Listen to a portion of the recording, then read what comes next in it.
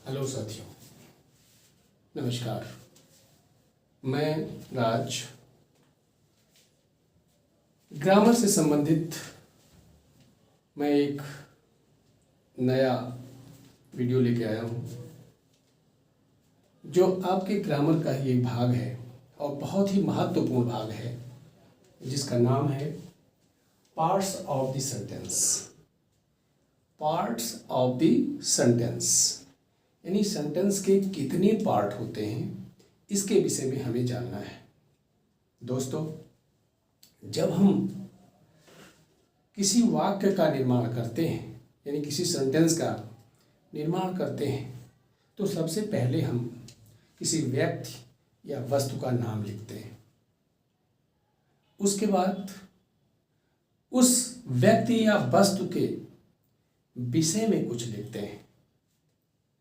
दोनों बातें लिखने के बाद हमारा वाक्य एक भावपूर्ण वाक्य के रूप में कंप्लीट होता है, जिसका एक सार्थक अर्थ निकलता है। जैसे Ram bought a book. Ram bought a book, Ram ने एक किताब खरीदी। ये पूर्ण भाव है, इसमें दोनों बातें निहित हैं। यानी सब्जेक्ट मतलब जब हम किसी वाक्य में किसी व्यक्ति या वस्तु के बारे में लिखते हैं तो वो सब्जेक्ट होता है, जिसे हिंदी में हम उद्देश्य बोलते हैं। और इस सेंटेंस में Ram bought a book, Ram subject है जो कर्ता के रूप में काम कर रहा है, और इसके बाद बाकी बचे हुए सेंटेंस के जो अंश हैं वह राम के कार्यों के बारे में बता रहे हैं। यानी राम ने किया क्या? राम ने एक बुक खरीदी, तो राम हो गया सब्जेक्ट, और बॉट अ बुक ये हो गया प्रेडिकेट। यानी किसी भी सेंटेंस के मोस्टली दो पार्ट होते हैं, पहला सब्जेक्ट, दूसरा प्रेडिकेट। सब्जेक्ट मैंने बताया, प्रेडिकेट सब्जेक्ट को छोड़कर बाकी जितने भी सेंटेंस में जितना भी कुछ है वो सब प्रेडिकेट है। जैसे कि मैंने बताया Ram bought a book, Ram एक बुक यानी किताब खरीदी। तो राम, यहाँ पर राम ये हो गया सब्जेक्ट, और इसके बाद बॉट अ बुक ये हो गया प्रेडिकेट।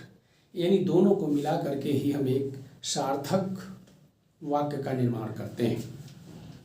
दोस्तों, हम इसी तरह से फर्स्ट फेज जो सेंटेंस में मोस्टली दो, मैंने बताया दो पार्ट होते हैं, एक सब्जेक्ट दूसरा प्रेडिकेट। तो सब्जेक्ट को यहाँ से हम समझते हैं, जैसे सब्जेक्ट मैंने लिखा और प्रेडिकेट मैंने लिखा। Ram bought a book, Ram ने एक किताब खरीदी। तो ये तो हो गया राम सब्जेक्ट यानी कर्ता के रूप में काम कर रहा है। दूसरा bought a book, bought a book जो क्रिया किया जा रहा है राम के द्वारा, यानी कर्ता के द्वारा जो क्रिया किया जाता है वह प्रेडिकेट होता है। तो यहाँ बॉट बुक खरीदी जा रही है, यह प्रेडिकेट है। इसी तरह दूसरे सेंटेंस में आते हैं, जो कि यहाँ भी सेंटेंसेस दिए हुए हैं, यहाँ से भी समझते चलते हैं। The sun rises in the east. The sun, अब द सन ये तो हो गया सब्जेक्ट, यहाँ भी मैंने लिखा है। द सन ये हो गया subject. Rises in the east, rises in the east, सूर्य पूरब में निकलता है। तो कौन निकल रहा है? जब हम सेंटेंस में कौन या किसने शब्द के द्वारा प्रश्न करते हैं तो उत्तर में निकलता है उस व्यक्ति या वस्तु का नाम, जो कर्ता के रूप में, सब्जेक्ट के रूप में सेंटेंस में विद्यमान होता है। तो यहाँ पर कौन पूरब में निकलता है? सूर्य पूरब में निकलता है। तो ये सूर्य जो है ये हो गया आपका सब्जेक्ट और राइजेस इन द ईस्ट ये हो गया प्रेडिकेट। इसी तरह से नेक्स्ट हम लेते हैं my elder brother lives in Delhi. My elder brother, अब यहां पर सब्जेक्ट यहां तक हो गया। कौन कौन दिल्ली में रहता है? लिव्स इन दिल्ली, दिल्ली में कौन रहता है? तो उत्तर निकल के आता है माई elder brother. So my elder brother is subject in this sentence. Next देखते हैं कमला सिंग्स। कमला सिंग्स, कमला नाम है और सिंग्स क्रिया एक प्रकार से है, और यह प्रेडिकेट यानी कर्ता के द्वारा किया गया कार्य प्रेडिकेट होता है। तो सिंग्स क्या हो गया? ये हो गया प्रेडिकेट, और कमला ये हो गया सब्जेक्ट। नेक्स्ट में आते हैं आई केम। आई केम, अब देखिए यहां एक बात और निकल के आती है कि कोई जरूरी नहीं है कि किसी व्यक्ति या वस्तु का नाम ही हो कर्ता के रूप में। प्रोनाउन भी होते हैं, नाउन भी होते हैं। नाउन मतलब नेम, प्रोनाउन मतलब जो नाउन के बदले में बोले जाते हैं उसे हम प्रोनाउन कहते हैं। तो किसी का नाम नहीं होता उसमें। तो यहाँ पर आई आ गया, आई केम, आई माने मैं, केम माने आया, मैं आया। तो अब प्रोनाउन है आई, ये हो गया आपका सब्जेक्ट, ये सब्जेक्ट हो गया। ऐसे यहाँ पर अब फिर आगे देखते हैं, ये 7वां जो एग्जाम्पल है इसके माध्यम से हम समझते हैं। लिखा हुआ है walking is useful. Walking is useful. दोस्तों इसको भी समझने की बात है। अब आपको एक चीज मैं और इसके माध्यम से तो बता ही दे रहा हूं, यहां मैं टेबल बनाया हूं, इसके माध्यम से भी समझाऊंगा। वॉकिंग इज यूजफुल, टहलना लाभदायक है या होता है। Walking is useful. अब ये जो वॉकिंग है ये हो गया आपका सब्जेक्ट, इज यूजफुल ये हो गया आपका प्रेडिकेट। इस यहां पर भी दिया हुआ है कि कुछ ऐसी चीजें हैं जो नाउन और प्रोनाउन, मैंने बताया नाउन और प्रोनाउन। तो नाउन में जैसे इट का प्रयोग भी है सब्जेक्ट में, और देयर का भी प्रयोग है। तो ये इट और देयर ये सब्जेक्ट में आते हैं। जैसे इट इज वेरी डार्क, यह बहुत अंधेरा है, यह बहुत अंधेरा है। There was a good king, there was a good king, एक अच्छा राजा था। There was. अब होता क्या है कि ये जो लिखे हुए हैं सेंटेंस में वास्तव में ये अर्थहीन होते हैं, इनका कोई अर्थ निकाला नहीं जाता, बट सेंटेंस को कंप्लीट करने के लिए इन्हें सब्जेक्ट के रूप में यूज कर दिया जाता है। नहीं तो सीधे वाज अ गुड किंग, एक राजा था, सेंटेंस कंप्लीट ही नहीं है। सब्जेक्ट होना चाहिए, चाहे वो छुपे हुए रूप में हो, इन हाइड पोजिशन या फिर open. Subject is the very very important part of the sentence. Therefore we use here there and it. अब आगे आते हैं सब्जेक्ट को ही। आज मैं केवल इस वीडियो में सब्जेक्ट के बारे में ही चर्चा कर रहा हूँ, नेक्स्ट वीडियो में मैं प्रेडिकेट के बारे में बताऊंगा। तो सब्जेक्ट को और आगे थोड़ा सा डिफाइन करते हैं, इसको और कैटेगराइज करते हैं, इसमें और पार्ट्स करते हैं और इसको खोल करके हम समझते हैं। अब सब्जेक्ट को सब्जेक्ट में भी अभी सेकेंड फेज में जब हम आते हैं तो सब्जेक्ट के दो पार्ट हो जाते हैं। कौन कौन? एक होता है क्वालिफायर और दूसरा होता है मेन वर्ड या हेड वर्ड। क्वालिफायर क्या है? क्वालिफायर ये होता है कि जो कर्ता के पहले यानी सब्जेक्ट के पहले यूज होता है, सब्जेक्ट को जो क्वालिफाई करे, सब्जेक्ट की जो विशेषता थोड़ा सा बताए, वह क्वालिफायर होता है और वो हमेशा सब्जेक्ट के पहले यूज होता है। जैसे यहां पर हुआ है ए गर्ल, एक लड़की। अब केवल लड़की लिखते तो गर्ल सिंग्स, लेकिन यहां ए माने एक लड़की, सिंग्स माने गाती है, एक लड़की गाती है। दूसरे में आते हैं, ये सब्जेक्ट के पार्ट हैं, जैसे क्वालिफाई किसकी विशेषता, ये किसकी विशेषता बता रहा है, गर्ल की। और दूसरे में आते हैं सम बॉयज। अब ये किसको क्वालिफाई कर रहा है, ये क्वालिफायर है, किसको क्वालिफाई कर रहा है, किसको गवर्न कर रहा है, किसकी विशेषता बता रहा है, ये बता रहा है बॉयज की, लड़कों की। सम माने कुछ, लड़के प्लेड खेले, कुछ लड़कों ने खेला, क्या गेम खेला, जो भी कुछ खेला लेकिन खेले।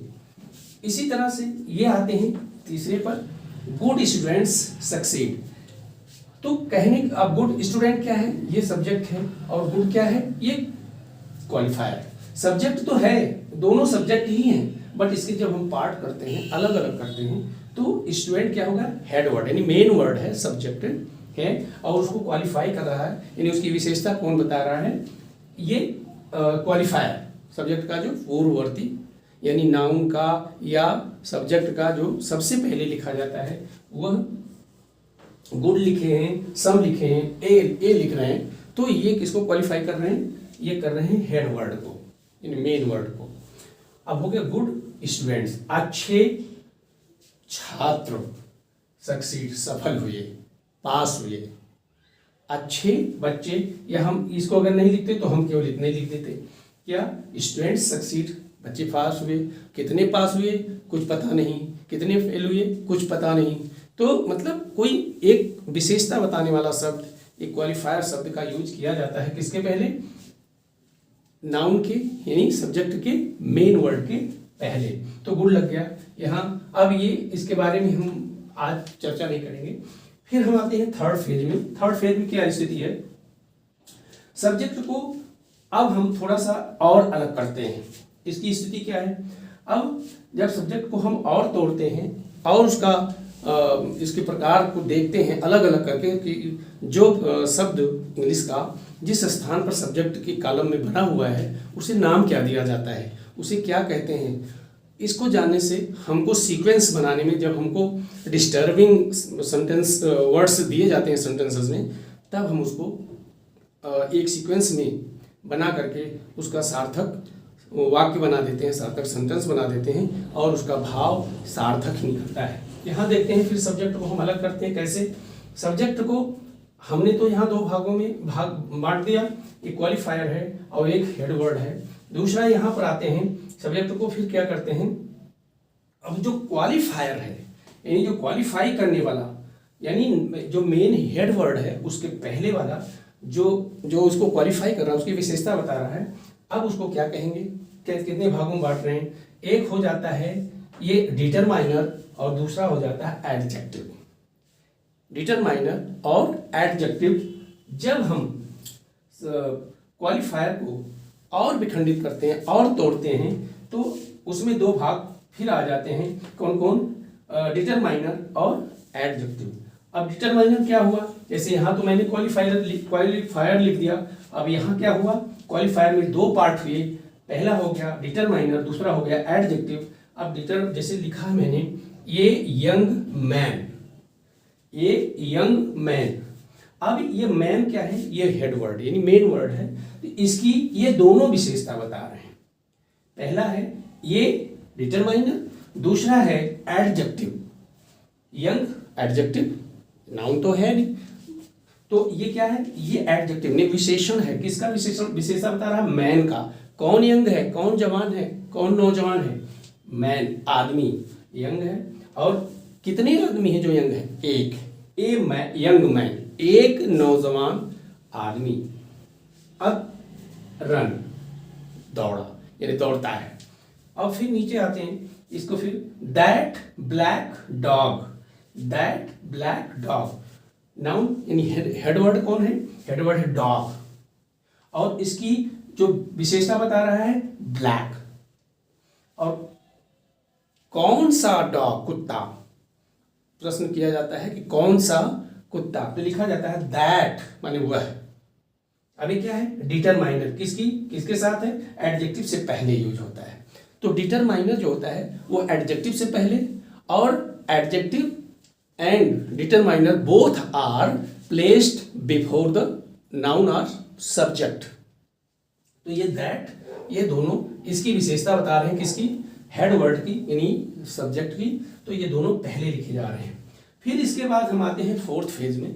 फोर्थ फेज में अब क्या होता है, और थोड़ा सा इसको तोड़ते हैं। अब कैसे ये टूट रहा है, देखिए लिखा हुआ है कि my younger son in Kanpur is a engineer, मतलब माई मेरा क्या है, अब यंगर एडजेक्टिव है, सन, सन तो यहाँ नाउन तो है लेकिन ये मेन वर्ड है, यानी हेड वर्ड है, सब्जेक्ट। इसकी विशेषता बता रहा है यंगर यानी एडजेक्टिव, और डिटरमाइनर माई मेरा, यंगर माने छोटा, सन बेटा, मेरा छोटा बेटा, मेरा डिटरमाइनर, यंगर माने छोटा, सबसे छोटा, सन बेटा, इन कानपुर। अब ये क्या है, एडजेक्टिवल फ्रेज। ये फ्रेज के रूप में, फ्रेज क्या होते हैं, वह विशेषता के शब्द जो दो या दो से अधिक हो या एक से अधिक हो, एक तो हो ही नहीं सकता,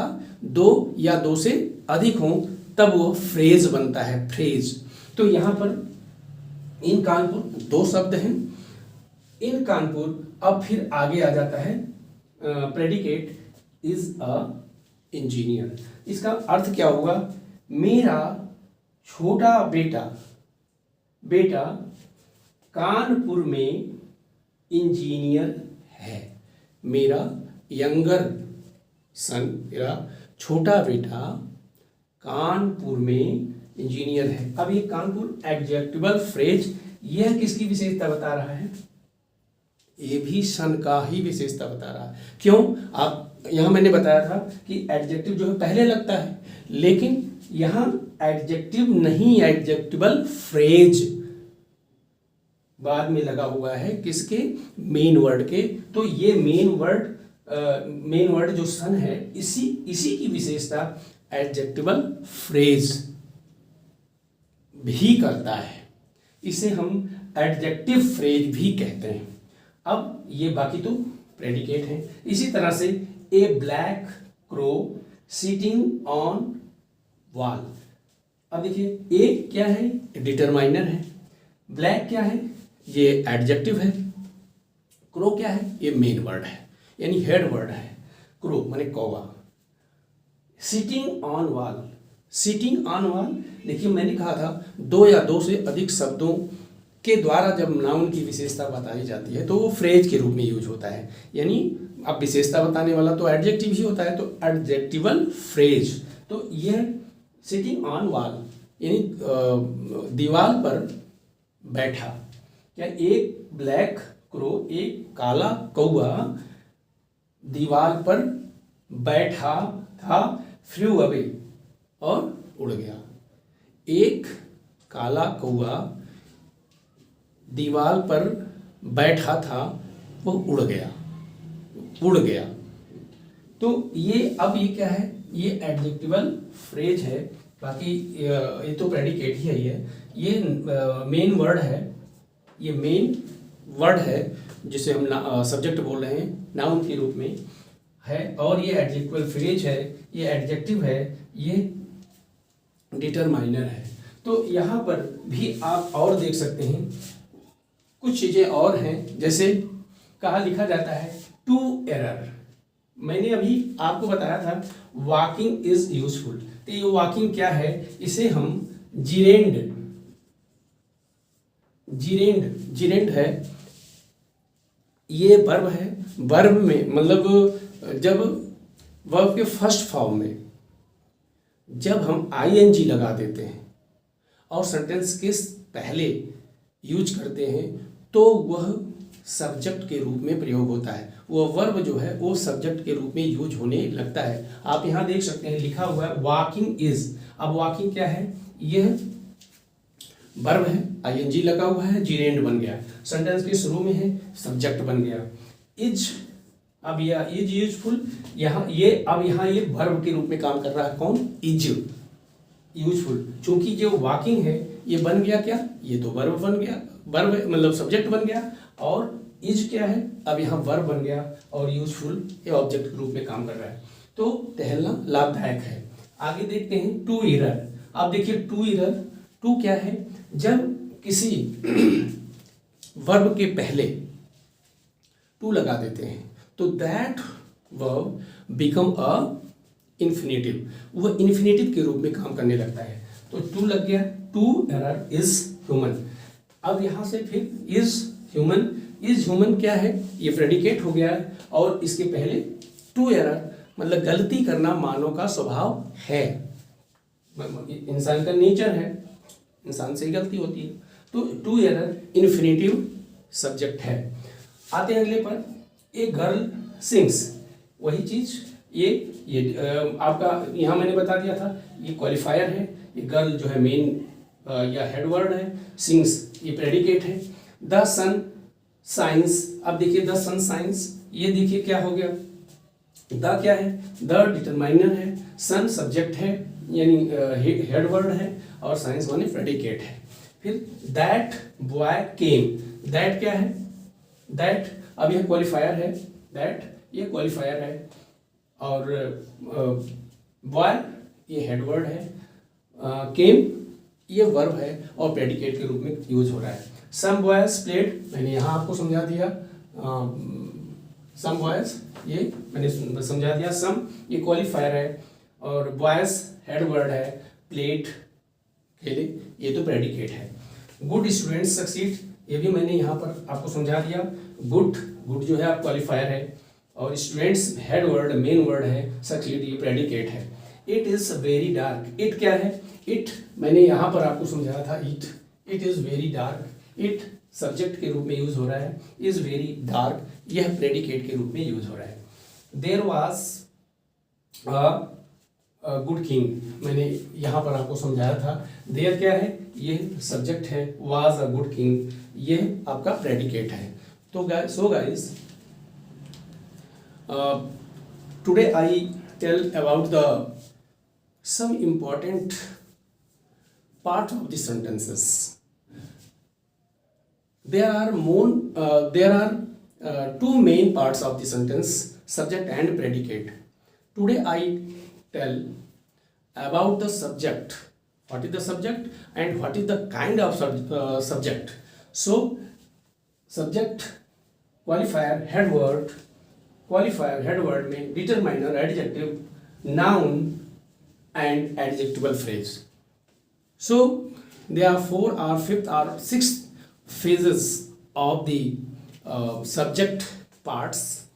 So I believe that you too understand about the subject, and next day means in coming day, any tomorrow I shall be tell about the predicate, then your sentence to be complete and you can use any sentence with these main parts of the sentences. So guys, I hope that you too take something more from this video. In the next video में मैं पुनः आपसे इसी का अगला अंश जिसे predicate कहते हैं उसको लाऊंगा और उसके विषय में बताऊंगा। फिर आप कंप्लीट करके सेंटेंस को आप उसका भाव निकालने का प्रयास करना, एक्सरसाइज करना।